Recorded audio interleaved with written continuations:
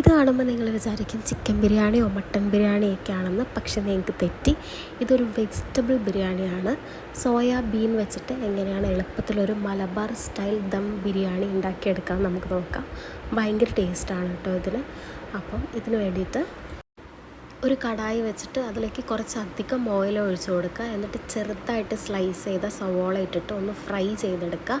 അത് ഫ്രൈ ചെയ്ത് മാറ്റി അതേ എണ്ണയിൽ തന്നെ നമ്മൾ കുറച്ച് കറിവേപ്പിലയും പിന്നെ സവോളയും കൂടെ ഇട്ട് കൊടുത്തിട്ട് ഒന്ന് വഴറ്റിയെടുക്കണം. കുറച്ച് ഉപ്പും ഇഞ്ചി വെളുത്തുള്ളി പച്ചമുളക് പേസ്റ്റ് മഞ്ഞൾപ്പൊടി മല്ലിപ്പൊടി ഗരം മസാലയും കൂടി ഇട്ടിട്ട് നന്നായിട്ട് വഴണ്ട് വരുമ്പോഴത്തേക്കും കുറച്ച് തക്കാളി ഇടുക. എന്നിട്ടൊന്ന് അടച്ച് വെച്ച് വേവിക്കുക കുറച്ച് നേരം. അത് തുറന്ന് കഴിഞ്ഞിട്ട് ഒരു സ്പൂൺ വെച്ചിട്ട് അത് ഉടച്ച് കൊടുക്കുക.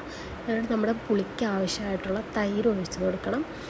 അതിനുശേഷം മുളക് പൊടി മഞ്ഞൾപ്പൊടി ഉപ്പ് ഇട്ടിട്ട് ഫ്രൈ ചെയ്തെടുത്ത സോയാബീനും കൂടെ ഇട്ടിട്ട് നമ്മൾ ഫ്രൈ ചെയ്ത് വെച്ച ഉള്ളിയും കുറച്ച് മല്ലിയിലയും കൂടെ ഇട്ട് കൊടുക്കുക. എന്നിട്ട് നന്നായിട്ട് ഇളക്കിയിട്ട് അടച്ച് വെച്ച് കുറച്ച് നേരം വേവിക്കുക.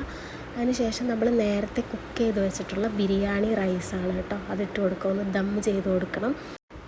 സവോള ഫ്രൈ ചെയ്തത് മല്ലിയില നെയ്യ് എല്ലാം കൂടെ ലെയറായിട്ടിട്ടിട്ട് കുറച്ച് നേരം അടച്ച് വയ്ക്കുക. എന്നിട്ട് തുറന്ന് കഴിക്കാം. നല്ല ടേസ്റ്റുള്ള ബിരിയാണിയാണ് കേട്ടോ.